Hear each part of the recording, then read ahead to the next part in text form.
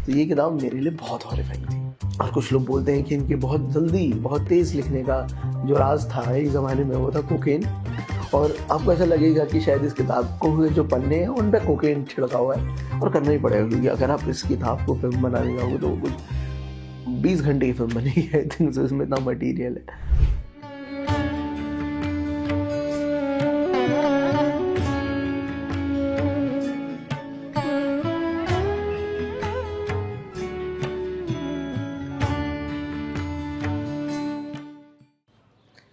नमस्कार, आप सभी का स्वागत है एक और वीडियो में हिंदी घराना के। मैं हूं गौरव गर्ग और आज मैं आप सभी के लिए लेके आया हूं किताब पे चर्चा। और आज की जो हमारी किताब है ये बहुत, मैं बोलूँगा रिमार्केबल, बहुत इम्पॉर्टेंट किताब रही है अमेरिकन लिटरेचर में। इसने अमेरिकन लिटरेचर में अपनी जॉनरा जो कि है हॉरर, उसको रेवोल्यूशनाइज कर दिया था। इस किताब से पहले हॉरर किताबें एक प्रकार से बन रही थी, एक प्रकार से ही लिखी जा रही थी। इस किताब के आने के बाद वो बहुत चेंज हो गया, उसमें जो स्ट्रक्चर अभी तक था उसका वो बहुत चेंज हो गया। इस किताब ने एक और काम करा कि जो इसमें मेन घोस्ट है या फिर जो मेन विलन बोल सकते हैं उसे, या फिर जो मेन हॉरर एलिमेंट है या फिर जो इसमें शैतान है, उसकी जो छवि है उसको बहुत बदल दिया है।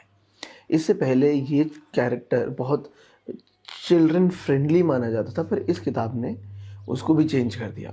और जो है क्लाउन्स, इस किताब के आने से पहले क्लाउन्स को बहुत ज़्यादा बच्चों के लिए फ्रेंडली माना जाता था, बच्चे बहुत पसंद करते थे क्लाउन्स को।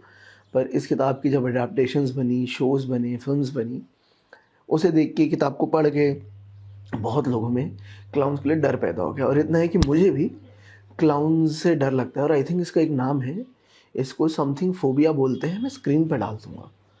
तो ये फोबिया भी बहुत बढ़ा है इस किताब के बाद, जो कि मुझे भी है। मुझे भी क्लाउन से, और जो लोग कॉस्ट्यूम्स पहन के और चेहरे पे कलर लगा के कुछ करते हैं, मुझे बहुत डर लगता है उनसे। तो ये किताब मेरे लिए बहुत हॉरिफाइंग थी। इस किताब के जो राइटर हैं वो बहुत फेमस हैं। ये अभी भी साल में 1-2 किताब लिख देते हैं। इनका एक बहुत फेमस इंटरव्यू है जहाँ पे जॉर्ज आर मार्टिन, जिन्होंने the song of ice and fire, आप सब उसे गेम ऑफ थ्रोन्स के नाम से जानते हैं, वो लिखी है। उन्होंने उनसे पूछा था कि आप इतने जल्दी लिख कैसे लेते हो। और कुछ लोग बोलते हैं कि इनके बहुत जल्दी बहुत तेज़ लिखने का जो राज था एक ज़माने में वो था कोकेन, पर उस पर हम किसी और दिन बात करेंगे।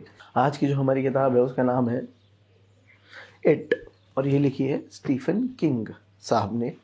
स्टीफन किंग बहुत पॉपुलर है, इनकी बहुत किताबें हैं जैसे the shining, doctor sleep, stand, और एक और बहुत फेमस किताब है mercy, I think it's called mercy. वो बड़ी मुझे पसंद आई थी, उसका नाम भूल गया। उसका नाम शायद मर्सी या M something from M, Mercy I think उसका नाम। तो वो भी बहुत फेमस किताब है। इन्होंने बहुत किताबें लिखी हैं, बहुत मोटी मोटी किताबें लिखी हैं, और आप देख सकते हैं इसकी चौड़ाई से या मोटाई से कि काफ़ी भारी किताब है, बहुत बड़ी किताब है। अगर मैं आपको एस्टिमेशन दूँ तो आई थिंक इसमें 1100 समथिंग पेजेस हैं। एक्चुअली मैं आपको बता ही देता हूँ एग्जैक्ट, 1166 पेजेस हैं इस किताब में। और ये मैंने पढ़ी, पूरा महीना लगा, पूरा जनवरी मेरा इस किताब को पढ़ने में चला गया। और was it worth it? Yes. Video शुरू करने से पहले मैं आप सभी के लिए इस किताब का प्लॉट बता दूं आपको। तो एक जगह है, जगह का नाम है डेरी मेन। डेरी मेन या डेरी मेन जैसे भी पढ़ते हैं, डेरी ये अमेरिका का शहर है। यहाँ पे क्या होता है कि हर 27 साल में, 28 साल में बहुत सारे बच्चों की मौत होना चालू हो जाती है। अननेचुरल सर्कमस्टांसेस के थ्रू बहुत बच्चों की मौत होती है, बहुत बच्चों की मौत होती है। 2 साल तक, 3 साल तक चलता रहता है, फिर एक दिन रुक जाता है, फिर 27-28 साल बाद दोबारा चालू हो जाता है। यूजुअली लोग हमेशा से क्या मानते हैं कि कोई सीरियल किलर आ गया है, या फिर कोई जानवर है, या कुछ भी है, ऐसा कुछ एलिमेंट है, और लोग इसे हमेशा नज़रअंदाज करते हैं, चाहते ही नहीं है उसे, क्या कहते हैं, पॉइंट आउट करें, उसके लिए काम करें। और शहर ने एक तरह से उसका सिंक्रोनाइजेशन बिठा लिया है उस अकरेंस के साथ। तो वहीं पे ही हम 2 टाइमलाइंस फॉलो कर रहे हैं, 1958 और 1985। 1958 में 6 बच्चे हैं, वो एक पैक्ट बनाते हैं, एक ग्रुप बनाते हैं, उसका नाम रखते हैं लूजर्स क्लब। और वो उनमें जो सबसे मेन बच्चा है, जो मेन कैरेक्टर है, उसका नाम है बिल डेनब्रा। तो बिल डेनब्रा का छोटा भाई था जॉर्ज को पेनीवाइज मार देता है। आपने फिल्म देखी होगी तो उसमें वो येलो रेनकोट पहन के जो बच्चे का हाथ काटता है, फिर बच्चों को खा जाता है, मार देता है, वो है जॉर्ज। तो बिल जो है वो जॉर्ज की डेथ से अभी तक डील नहीं कर पाया। उसे अभी भी अपने छोटे भाई का फ्लैशबैक आता है और उसे लगता है कि उसकी वजह से उसके भाई की डेथ हुई है।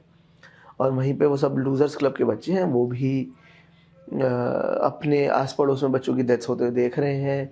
इन बच्चों के ऊपर भी पेनीवाइज का अटैक होता है और ये सब बच्चे बच जाते हैं। तो सब बच्चे ग्रुप बनाते हैं, लूजर्स क्लब नाम रखते हैं और ये डिसाइड करते हैं कि ये पेनीवाइज द क्लाउन को हराएंगे।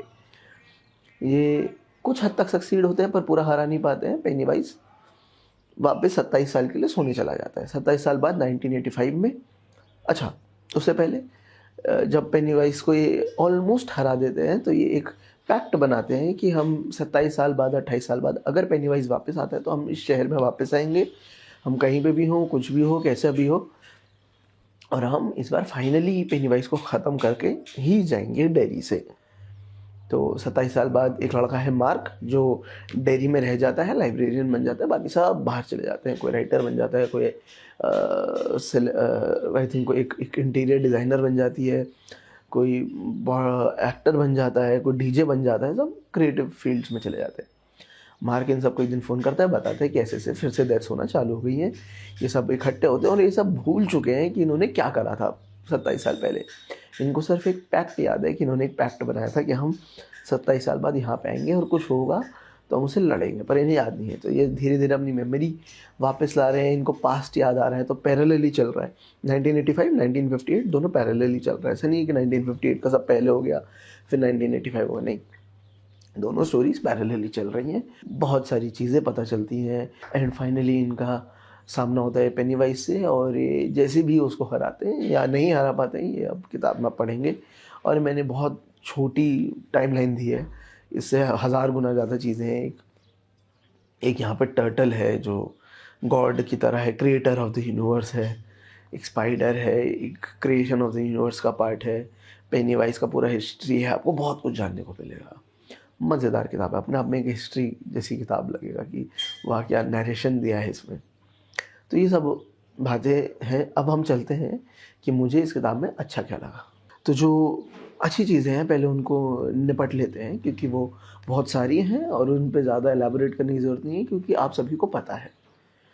तो सबसे पहला होगा कि ये एक हॉरर किताब नहीं है, ये है एक थ्रिलर किताब। और ये किताब वो काम बहुत सही से करती है। एक अच्छी थ्रिलर है विद हॉरर एलिमेंट्स। तो आप ये किताब पढ़ेंगे, आपको डर लगेगा, आपको भय महसूस होगा, आपके जो सही नर्व्स हैं, जो पॉइंट्स हैं, वहाँ पे ये क्लिक करेगी, टैप करेगी, बहुत अच्छा काम करेगी। सेकंड है जो इसका जो नरेशन का जो स्पीड है वो बहुत तेज़ है। तो आप पढ़ेंगे और आपको मज़ा आता रहेगा कॉन्स्टेंटली। इसमें कोई भी बोरिंग पेज नहीं है। इट्स लाइक ऑलमोस्ट 1150 पेजेस पर कोई भी पेज बोरिंग नहीं है, which is very difficult for a book. पर ये किताब कैसे न कैसे अचीव कर लेती है और आपको ऐसा लगेगा कि शायद इस किताब को जो पन्ने हैं उन पर कोकेन छिड़का हुआ है, क्योंकि ये बिल्कुल आपका मन करेगा खा जाऊँ ये पूरी किताब, ये पढ़ता ही रहूँ, रुकूँ ही ना, क्योंकि हर पन्ने पे नया नया कुछ हो रहा है, कॉन्स्टेंटली अनफोल्ड हो रही हैं चीज़ें, बहुत सारी टाइमलाइंस हैं, बहुत सारी स्टोरीज चल रही हैं पैरेलली और आपको लगेगा बस कि हज़म कर जाऊँ सब। तो ये उसके हिसाब से बहुत अच्छी किताब है। थर्ड है जो इसमें डेथ्स हैं, जो इसमें जो हॉरर सीन्स हैं जिन्हें हम बोलेंगे, जो स्केरी मोमेंट्स हैं, वो बहुत अच्छे से लिखे हुए हैं। क्योंकि ये बच्चों से डील करती है किताब, इसलिए ये किताब बहुत ज़्यादा ही स्केरी हो जाती है, पर्सनल हो जाती है, बिकॉज हम में से कोई भी नहीं चाहता है कि हम कुछ भी ऐसा होता देखें बच्चों के साथ। और इसमें बहुत सारी ऐसी चीज़ें हैं जो बच्चों के साथ होती है। डेथ्स हैं, मर्डर अटेम्प्ट्स हैं, बच्चों को जो घोस्ट दिख रहे हैं, बच्चों की जो डेथ्स हो रही हैं, तो बहुत बहुत स्केरी हो जाता है। बहुत गुस्सा दिलाने वाली किताब है। आप आखिरी तक आते आते पेनीवाइज जो क्लाउन है इसमें, उससे आप नफ़रत करेंगे, ऑल इन ऑल नफ़रत, कि छी कितना ख़राब इंसान है।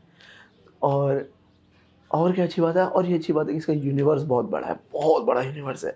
आपने अगर सिर्फ फिल्म्स देखी हैं दोनों, तो वो फिल्म्स 10% में नहीं है इस किताब का। इस किताब में इतना कुछ है। इस किताब में एक टर्टल है, इस किताब में मीटियोर्स है, इस किताब में बिग बैंग के बारे में बात हो रही है, इस किताब में एक स्पाइडर है, इस किताब में स्पाइडर कैंडे हैं, इस किताब में जब क्रिएशन ऑफ द यूनिवर्स से लेके अभी तक की बातें हो रही हैं, क्रिएटर के बारे में बातें हैं, जो नेटिव अमेरिकन हैं उनके बारे में बहुत सारी बातें, उनके फोकलोर है, तो आपको इतना कुछ पढ़ने को मिलेगा जो किताब ने, जो फिल्म ने मिस कर दिया। और करना ही पड़ेगा, क्योंकि अगर आप इस किताब को फिल्म बनाने जाओगे तो वो कुछ 20 घंटे की फिल्म बनेगी आई थिंक, इसमें इतना मटीरियल है। अच्छा, तो अब बात हो चुकी है कि मुझे क्या क्या अच्छा लगा, तो अब बात करते हैं कि मुझे इसमें ख़राब क्या लगा। तो ख़राब मोस्टली मुझे वो लगा कि एंड में एक सीन आता है बिटवीन द चिल्ड्रन, और वो एक प्रॉब्लमेटिक सीन है। आपको पता है मैं किस सीन की बात कर रहा हूँ, मुझे वो स्पेल आउट करने की ज़रूरत नहीं है।